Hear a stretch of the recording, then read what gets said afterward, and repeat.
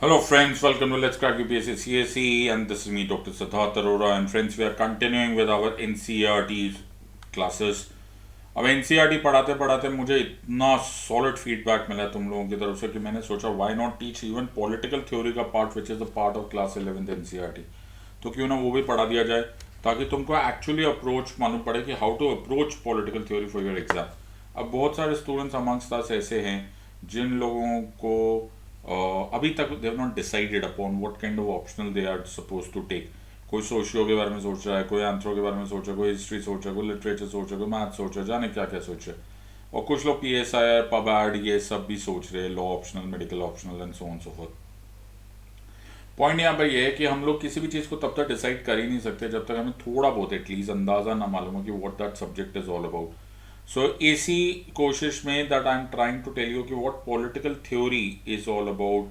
फिर तुम्हें political philosophy, political science and an number of things, definitions of state thinkers, ये सब कुछ जो PSIR का एक इंपॉर्टेंट कॉन्सेप्ट है वो तुम्हें समझ में आए या ना आए तो तब की बात है जब तुम्हें मालूम पड़ेगा कि ये सब है क्या। एंड कोइंसिडेंटली हम लोग को क्लास 11th के NCERT में ये सब पढ़ा दिया गया था। वो बात अलग है कि हमें ठीक से पढ़ाया गया या नहीं पढ़ाया गया, और हमने ठीक से पढ़ा या नहीं पढ़ा गया, that is $1 million question. However, that apart from that, let us try and understand according to class 11th political theory, and I'll hope to make you understand this subject in a better way. So हम यहाँ पर करेंगे 3 parts में इसको, class 11th को के chapter 1 को हम 3 पार्ट्स में करेंगे। Okay, and this is the first part of the series. Okay, और ये मेरा चैनल है that is called conceptology which is dealing with interconnection of thoughts. So conceptology जो ये मेरा exclusive channel on Unacademy platform is the channel जहाँ पर मैं इंटरकनेक्शन सिखाता हूँ। अब क्या होता है, मोस्ट पीपल डोंट अंडरस्टैंड कि आप लोग फैक्ट्स जमा करते रहते हो, सिविल सर्विस एग्जामिनेशन में चले जाते हो, फेल हो जाओगे। ओके, नहीं मैनेज करते। वाई? बिकॉज इस एग्जाम की रिक्वायरमेंट कुछ और है। इस एग्जाम की requirement is interconnection of thought. सिर्फ जमा करते जाओगे गूगल की तरह एक के बाद एक facts, it won't help, doesn't help. So you will have to understand interconnection, जिसे को मैं 3 डायमेंशनल स्टडिंग बोलता हूँ, मैट्रिक्स बोलता हूँ। ये सारी चीज़ें तुम्हें पढ़नी पड़ेगी। इस तरह से अगर तुमने नहीं किया तो आपका सारा एफर्ट, सारा टाइम, सब कुछ वेस्ट हो जाएगा। और सबसे इंपॉर्टेंट, एक बहुत ग्लोरियस करियर आने का जो मौका है वो खत्म हो जाएगा। सो इसी तरह से मैं आपके साथ एक और अनाउंसमेंट करना चाहता हूँ दैट 7 मार्च से मैंने PSIR ऑप्शनल लॉन्च कर दिया। अभी ये बिल्कुल फ्रेश है, राइट। अगर आप लोग PSIR के को कंसिडर कर रहे हो तो इससे अच्छा मौका नहीं मिलेगा। एक बार आकर इन क्लासेस में देखो, तुम्हें पता चलेगा पॉलिटिकल साइंस होता क्या है। Then you will understand this. तो 250 मार्क्स का GS तो मैं already I was taking care of. 250 marks optional 1 और 250 मार्क्स ऑप्शनल 2, ये दोनों की भी अब मैं ही तैयारी करवा रहा हूँ। So you have 750 marks coming from one side. So तुम्हारा practically half of your UPSC CSE examination का syllabus is taken care of. तो ज्वाइन करने के लिए तुम्हें यूज करना पड़ेगा code SIDLIVE, SIDLIVE। SIDLIVE code use करते तुम्हें इमीडिएट 10% डिस्काउंट भी मिल जाएगा। सो मैं तुम्हें छोटी सी एक सूचना देना चाहता हूँ और एक छोटा सा brief up for those of you, just a small heads up for those who are considering PSIR अफसर ऑप्शनल। अगर तुम PSIR ऑप्शनल चूज करते हो, कुछ फायदे ये है कि polity, governance and international relations यानी कि GS2 PGIR जिसे बोला जाता है, जब मैं PGIR बोलता हूँ, ओके, इससे ओवरलैपिंग टॉपिक्स है। GS1 का freedom struggle, GS4 philosophy, thinkers, ये सब कुछ भी आ जाएगा। मीडिया एक्सपोजर इतना अबंडेंट है, तुमने टीवी खोल के अगर कुछ देख रहे हो ना, और वो कुछ भी हद तक पॉलिटिकल वर्ड से रिलेटेड है, वो PSIR का टॉपिक होता है। ऐसे राइटिंग में तुम्हें कई बार PSI से डायरेक्ट क्वेश्चन आता है तो तुम्हें लैटरल एडवांटेज मिल जाता है। और being a civil service aspirant, मुझे लगता है तुमसे उम्मीद ये की जाएगी कि तुम्हें पॉलिटिकल साइंस समझ में आए। सो इंटरव्यू वगैरह में भी तुम्हें एडवांटेज हो जाएगा, और ऐसा इसलिए माना जाता है it is high scoring and rewarding. लेकिन जो ज़रूरी बात यह है कि इसको सेल्फ स्टडी मत करना, हो ही नहीं पाएगा, तुम कनेक्ट कर ही नहीं पाओगे, पता नहीं क्या लिख कर आ जाओगे। Don't do that. ये डायनामिक सब्जेक्ट है, change in the current affairs जैसे जैसे होगा वैसे वैसे सब्जेक्ट बदल जाएगा। इसको 3 डायमेंशनल मैट्रिक्स तरीके से पढ़ना या पढ़ाना होता है। So don't try that. और एक और इम्पोर्टेंट बात कि ऑप्शनल सब्जेक्ट को प्रीलिम्स और GS का एक्सटेंशन मत कभी भी मान लेना, ये बिल्कुल अलग ही प्रिपरेशन है। Those of you want to join me on my Telegram channel, तुम ज्वाइन कर सकते हो tinyurl.com/siddharthpolity, या फिर इस कोड को स्कैन कर लो, तब भी तुम मेरे इस चैनल के पार्ट बन जाओगे। मुझे कुछ भी नया अपडेट होता है, कुछ भी इंफॉर्मेशन शेयर करनी होती है, मैं इसी चैनल पे कर लेता हूँ। So we are on the largest online learning platform in India which is Unacademy, जिस पर डेली लाइव क्लासेस मिलेगी, स्ट्रक्चर्ड कोर्सेज मिलेंगे, लाइव टेस्ट एंड क्विजेस मिलेगा, अनलिमिटेड एक्सेस मिलेगा, best of the best educators, all the subjects in one platform अगर आपको मिल सकता है तो वो यहीं मिलेगा। याद रखने का तरीका ये है कि तुम्हें कोड याद रखना है सिड लाइव, SIDLIVE, ये मेरा कोड है। जैसे तुम इस कोड को यूज़ करोगे तुम प्लस क्लासेस या फिर आइकॉनिक सब्सक्रिप्शन या फिर फ्री टेस्ट सीरीज, ये फ्री है माय फ्रेंड्स, एब्सोल्युटली फ्री है। इसको अनलॉक करने के लिए ओके तुम्हें सिर्फ सिड लाइव कोड यूज़ करना है और तुम free test series, not a single penny charge. 2 मार्च से ये स्टार्ट हो रहा है। एंड अनअकैडमी कॉम्बैट, ये तो तुम लोगों को पता है, ये तो इससे बड़ी लॉटरी नहीं है, because you can win from a scholarship pool of ₹1 crore. 14 March को 11 बजे ओके इसका next section, and Sid live SIDLIVE code use करो and the work will be done. So batch courses हो या फिर मेरा PSR ऑप्शनल, इनफैक्ट ऑप्शनल ले रहे हो तो मैं चाहूँगा कि तुम्हें ना कॉम्बिनेशन कोर्सेस ले लो, जिसमें GS यानी कि GS की भी पढ़ाई हो जाए और ऑप्शनल की भी पढ़ाई हो जाए, तो ये दोनों काम हो जाएगा और तुम्हें बहुत सारा पैसे का डिस्काउंट हो जाएगा। Make sure that you use the code SIDLIVE SIDLIVE and you can have an immediate 10% discount also. So आज हम टॉपिक स्टार्ट कर रहे हैं ऑफ NCERT क्लास 11 चैप्टर 1, और मैंने जैसे पहले पढ़ाया था मैं वैसे ही पढ़ाऊंगा भाई। मैं तो डिटेल में पढ़ाने वाला बंदा हूँ, मैं स्लो जाऊंगा लेकिन मैं इन डेप्थ जाऊंगा, ये मेरी आदत है। So I will not go और रश द टॉपिक, ये मेरी आदत ही नहीं है। So I have to understand the subject and have to make sure that my students are absolutely champions in that subject. तो हम यहाँ पर स्टार्ट कर रहे हैं पॉलिटिकल थ्योरी एंड इंट्रोडक्शन। अब ये बच्चे ना ये बिल्कुल सही बात में बता रहे ओके, इनके मन के जो विचार है ओके ये बिल्कुल सही है, बड़े लाजमी है ओके। क्यों? तो ये बच्चा पूछता है यार एक और बुक आ गई फिर रट्टो ओके। सो ये बच्ची बोलती है हाँ यार सही बात है, ये क्या पॉलिटिकल थ्योरी मतलब क्या है ये, आई डोंट अंडरस्टैंड ओके, ये हमसे क्या फ़ायदा, ये हमसे कैसे कंसर्न करता है, हम थोड़ा राजनीति में ओके। तो ये बच्चा दूसरा बच्चा बोलता है हाँ यार ये वाली तो बात सही है, बट फिर भी मज़ा आएगा ओके, क्योंकि बहुत सारे लोगों ने बहुत सारी बातें पॉलिटिकल थ्योरीज के बारे में बोली है, तो हम उनके बीच में जो विरोधाभास होगा, कॉन्ट्राडिक्शन होगा ना, उसको हम डिस्कस कर पाएंगे।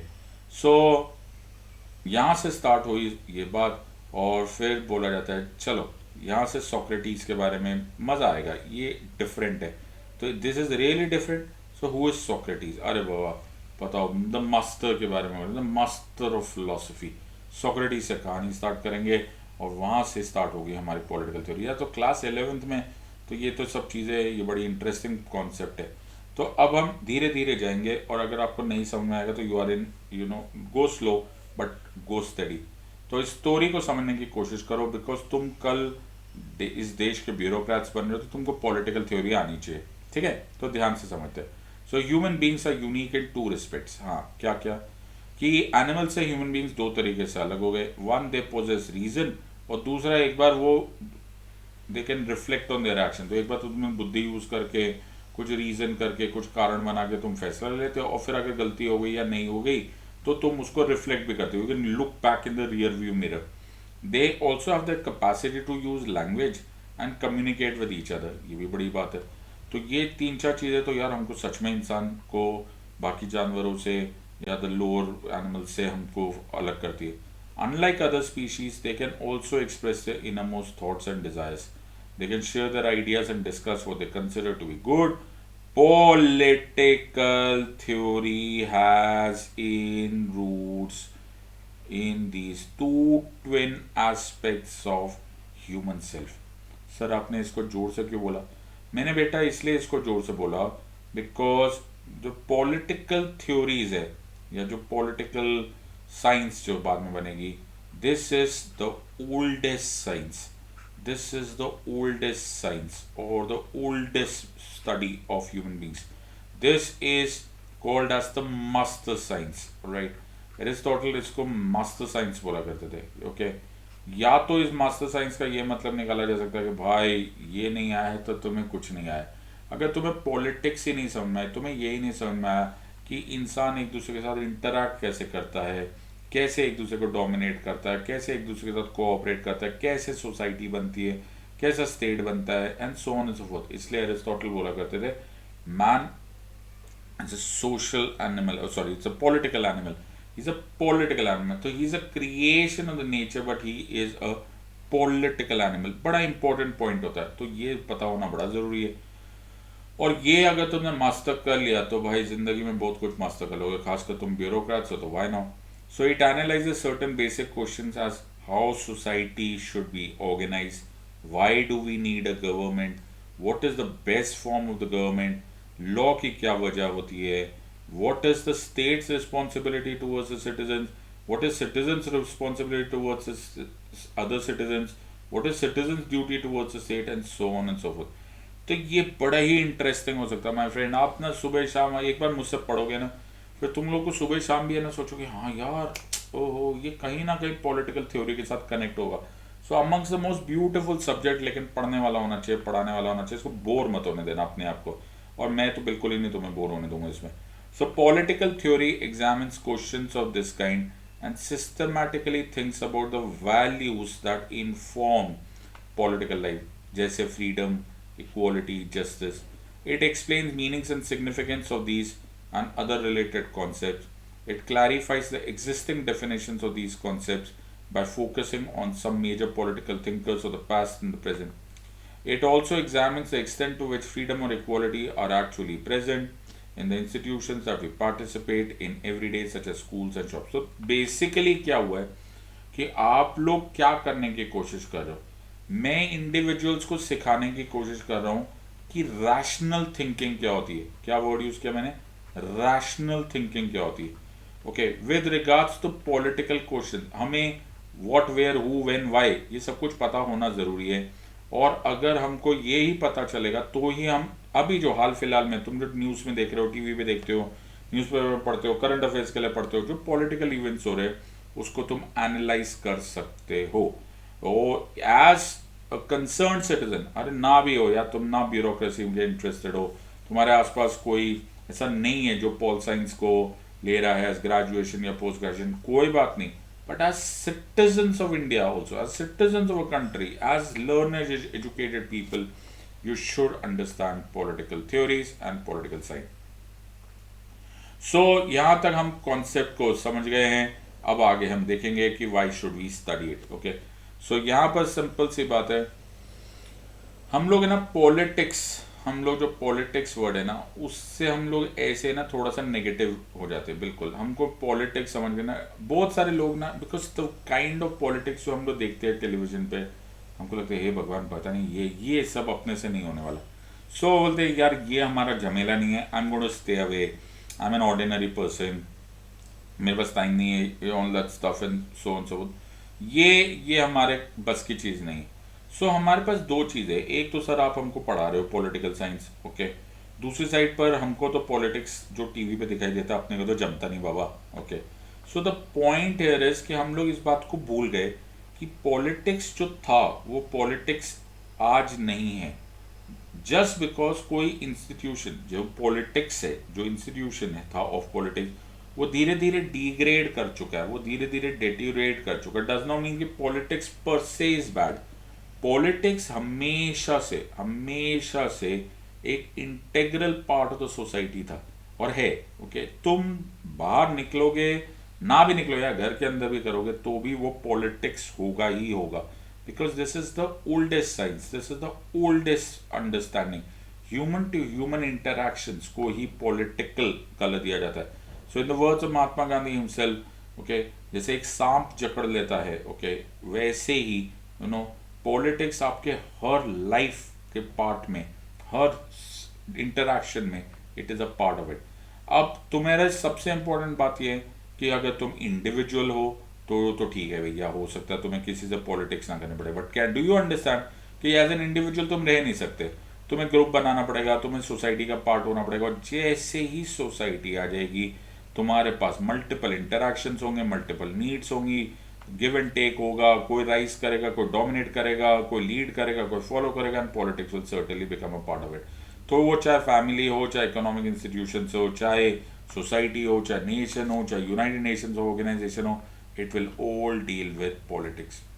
But as I told you, most people are taking away, or they're taking away the essence of it, and that is why it is taking away the so-called the disintegrated, decreased value part of the politics that we are seeing.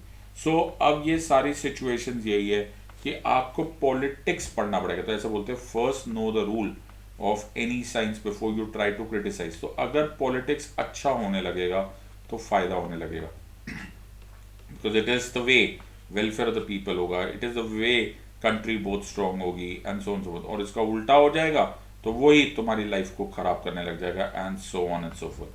So it is very very important कि तुम्हें इस चीज़ में interest लेना पड़ेगा, because politics को दूर दराज जगह पे नहीं हो रहा जिससे तुम्हें कोई फर्क ही नहीं पड़ रहा.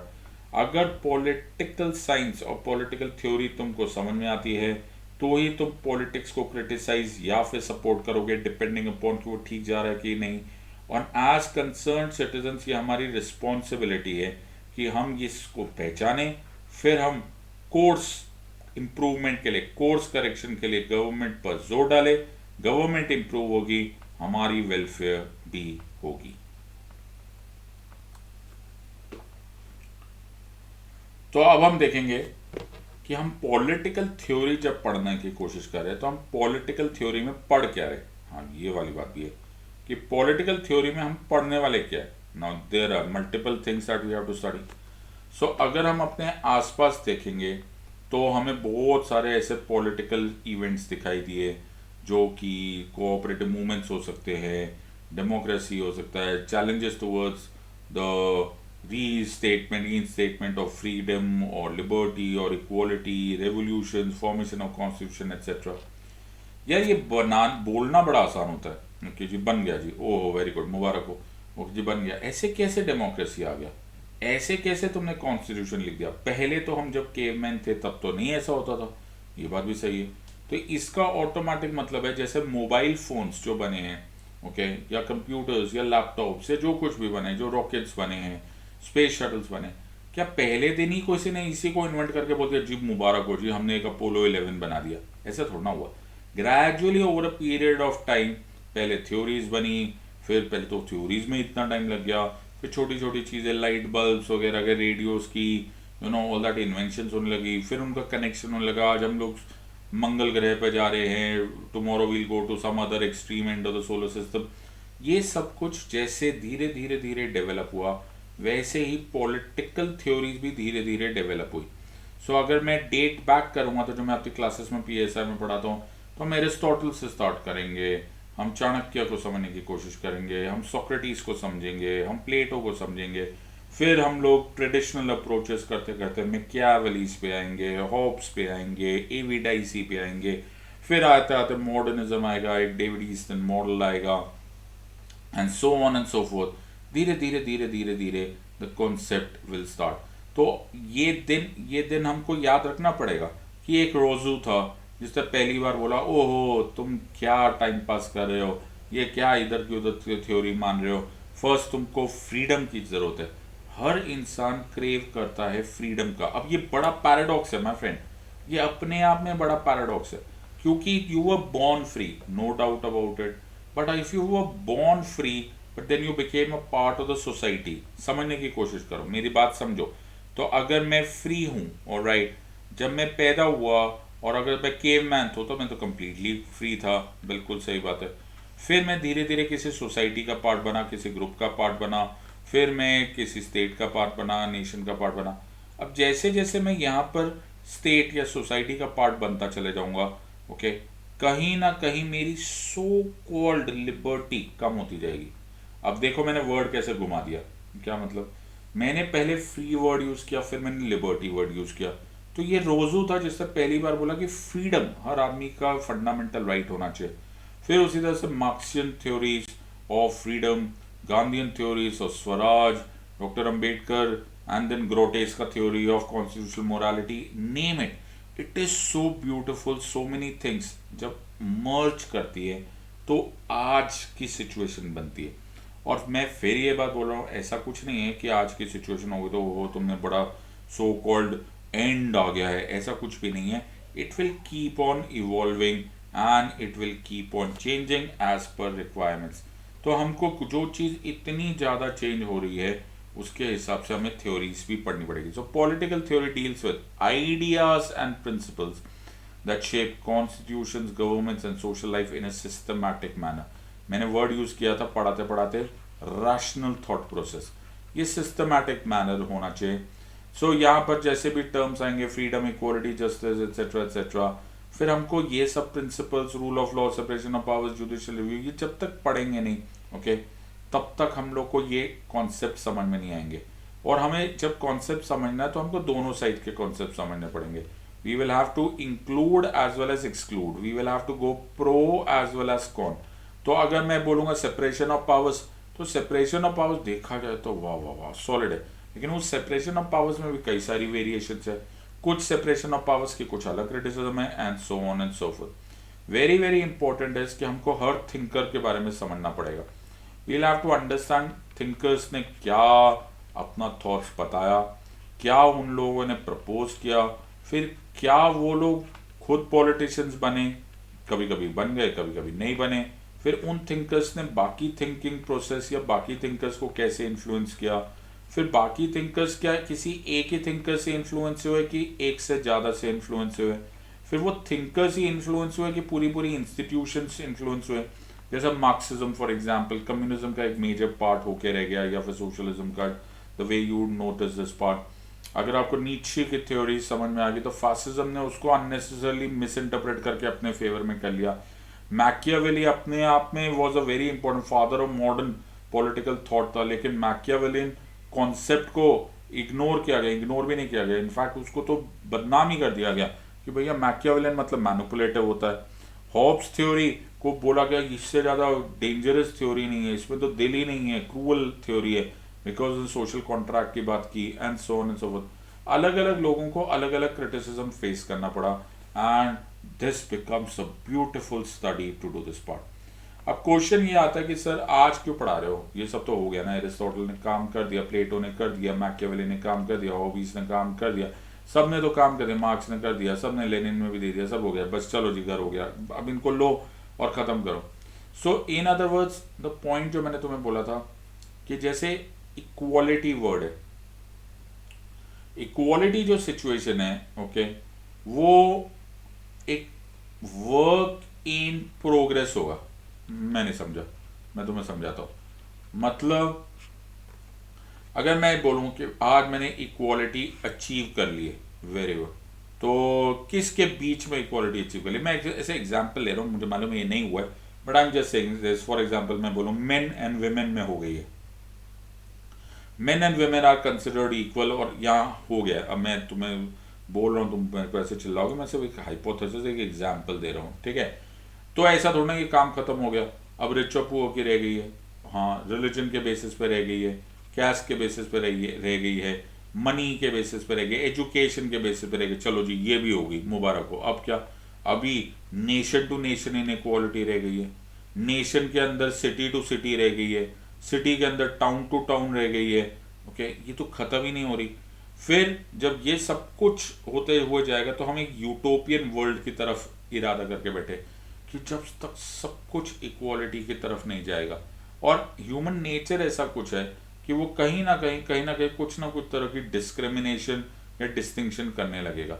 सो लाइक जवाहरलाल नेहरू से used to say very nice line that the work of the nation is never complete, the work of the nation is never complete. वैसे ही the work of political theory will also be never complete, because कहीं ना कहीं नए नए challenges आएंगे to rights, to equality, to justice, to liberty. ये ना खत्म होना भाई, ओके, ये कॉन्सेप्ट चलते चले जाएंगे, बिकॉज जितने बार आप जवाब दोगे, instead of shutting down the questions, it will give rise to new questions, and that is not in the wrong sense. मैं कोई गलत उससे नहीं निकाल रहा. इट इज़ लाइक जो हमारी लाइफ में भी होते हैं, जब तुम लोग 10th के एग्ज़ाम दे रहे होते हो तो सब लोग बोलते हैं ओहो 10th पास कर जा मेरा बच्चा, फिर तेरे को ज़िंदगी में कोई टेंशन नहीं होने वाली. फिर जैसे ही तुम 10th का रिजल्ट लेकर आते हो, तुम्हें पहले मिठाई खिलाई जाती है, लेकिन is that the end of it ना, वहाँ से एक और सवाल हो जाता है, ओहो अब 11th में कौन सा सब्जेक्ट लोगे, फिर कौन से कॉलेज में जाओगे, मतलब आपको तो लगा था यार पहले स्कूल था मुसीबत, अब एक और चीज़ शुरू हो गया, फिर 12th में जाओगे, फिर तुम्हें सब लोग कान में पास में आके बोलेंगे वो मेरा बच्चा 12th पास कर जा, फिर कोई ज़िंदगी में प्रॉब्लम नहीं होगी। और फिर तुम्हें मालूम है 12th पास होने के बाद क्या हुआ, फिर कॉलेज एंड फिर ऐसे ही फिर ऐसे ही फिर ऐसे ही फिर ऐसे ही, ये ज़िंदगी के अंत तक चलता है चले जाता है। तो ये तो कहानी ख़त्म ही नहीं होने वाली है। So this is how equality भी या फिर कोई भी theories is not going to be considered finished. फिर एक और बात है कि हमको जब फ्रीडम या इस तरह के वर्ड्स मिलते हैं, हमारी अपनी अपनी डिमांड्स भी चेंज होती जाती है। एक तो उन चीज़ों को इंटरप्रिटेशन हम अलग अलग तरीके से करने लगते हैं, फिर उसके बाद हम अपनी उनकी डिमांड से भी पूरा नहीं खाते। तो एक ही चीज़ है, तो एक जैसे फॉर एग्जांपल इस बुक में एग्जांपल दिया हुआ है आर्टिकल 21 का। आर्टिकल 21 में लिखा है right to life, so it is right to life and personal liberty. अब लाइफ एक जमाने में राइट टू लाइफ को right to health, right to shelter, ओ रोटी कपड़ा मकान, पहले पिक्चर्स आया करती थी, ओ जी रोटी कपड़ा मकान। अब रोटी कपड़ा मकान से तो तुम्हारा दिल भरता नहीं है, बिल्कुल साहिब है। तो अब आपको राइट टू लाइफ में राइट टू प्राइवेसी भी चाहिए, राइट टू फूड भी चाहिए, राइट टू शेल्टर भी चाहिए, राइट टू डाई भी चाहिए, ओके राइट टू इंटरनेट भी चाहिए, कुछ लोग तो ये भी मांगने लग गए, बिल्कुल। So either ways now gradually, तो right to marry a person of one's choice, right to faith, अब ये खुद ही बढ़ता जा रहा है। तो पहले तुम कौन सा उसको अनलिमिटेड छोड़ रहे हो, कोई नहीं। सो द पॉइंट इज, एक तो वो खुद ही चीज प्रैक्टिकली अनलिमिटेड है, ऊपर से हम उसकी इंटरप्रिटेशंस करके, तो horizontal as well as vertical expansion होता रहता है। तो ये तो धुआं है, ये बढ़ता ही चले जाएगा, and that is why we have to understand this. So in this book हमको इतना, 11th क्लास की बुक है यार, उससे ज़्यादा क्या पूछेंगे, लेकिन फिर भी हम सब कुछ नहीं पढ़ेंगे। तो इस बुक में एनसीईआरटी ने फोकस किया है that origin, meaning, significance of certain political ideas, जैसे सिटीजनशिप क्या होती है, जस्टिस क्या होता है, फ्रीडम इक्वालिटी क्या होती है, and so on so forth. तो हम उसके पास में what, where, when, who, why को समझने की कोशिश करेंगे। हम ये कोशिश करेंगे कि अलग अलग थिंकर्स ने अलग अलग डेफिनेशंस क्या क्या दिए ना, ये बड़ा इंपॉर्टेंट पार्ट है। यहाँ पर फिर तुम्हें एब्सोल्यूटिज्म से हटना पड़ेगा, ये मैथमेटिक्स की तरह नहीं करना पड़ेगा 1 + 1 = 2, जो कि बहुत सारे लोगों ने इसको गलतफहमी में डालने की कोशिश की, जो बाद में आया मॉडर्न थ्योरीज में आया बिहेवियरिज्म, बट वो बिहेवियरल थ्योरीज जो थी उनको इसलिए रिजेक्ट कर दिया गया कि कहीं ना कहीं आपको पॉलिटिकल थ्योरी साइंस बनाकर भी ना वो हमारे जैसा साइंस नहीं बनेगा, as in science, as in the applied sciences of 1 + 1 = 2 या मैथमेटिक्स, वो नहीं बन सकता। तो उसमें there has to be a mixture. Either ways ये सब बातें इस टाइम पे इंट्रोडक्शन से अच्छा, why not let us understand this part कि इसको हम क्यों प्योर साइंस की तरह नहीं मान सकते। So it has to be understood with certain examples. So let us understand this. You may have notice that people often find, ये इस इन स्टोरीज का इस सब्जेक्ट को समझने में बड़ा मेजर रोल होगा। तो जब तक तुम इसको समझोगे नहीं, तुम सिर्फ थियोरेटिकल वर्ड समझ रटते चले जाओगे, जिसका कोई फायदा नहीं होने वाला। So you have to absolutely appreciate what is the subject talking and get this point clear. So you may have noticed that people often jump the queue in shops or doctors' waiting rooms or government offices. Sometimes those who do so are told to get back in line and we feel glad. Sometimes they get ahead and we feel cheated. We resent this because we all want equal opportunity to get goods and services for which we are paying. So when we reflect on our experience, we understand that equality means equal opportunity for all. At the same time, if there are separate counters for old and disabled, we understand that such special treatment may be justified. But we also notice that poor people cannot go to the shop because they do not have money to pay for goods and services. Some of these people could be day laborers who are cutting stones or lugging bricks for long hours. If we are sensitive, we feel it is not fair that it is a society. Some members cannot even have their basic needs satisfied. We come to realize that equality must involve some kind of fairness so that people are not unduly exploited and disadvantaged. So बहुत सारे बच्चे school नहीं जा पाते, उनके पास education के पैसे नहीं होते। सो किसी को हेल्थ नहीं मिल रहा, किसी को घर नहीं मिल रहा, किसी को बेसिक फूड नहीं मिल रहा, किसी को न्यूट्रिशन नहीं मिल रहा। किसी को मेडिकल केयर नहीं मिल रहा है, and so on and so fourth. In other words, अगर हमारे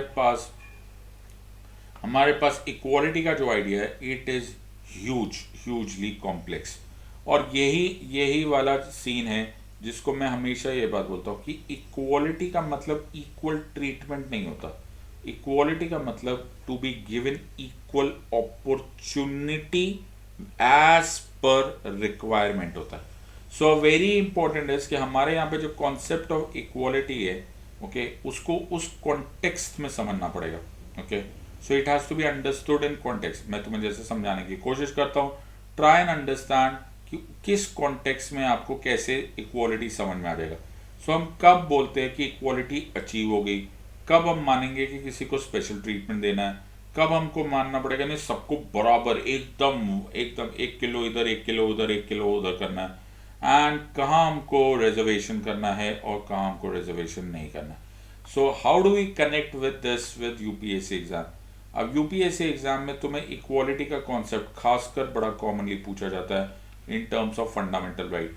तो जब हम फंडामेंटल राइट के कॉन्सेप्ट में पूछते हैं तो हमारे पास फंडामेंटल राइट का कॉन्सेप्ट आ जाएगा आर्टिकल 14, 15, 16, 17 एंड 18। अब तुम्हें करना क्या है, तो तुम्हें article 14 equality before law, equal protection of laws, 15 no discrimination on the basis of race, religion, caste, sex और place of birth, okay, equal opportunity in public employment, no untouchability और prohibition of untouchability and abolition of titles, ये fundamental right. ये इस time का UPSC CSC 2020 का भी question भी आया है।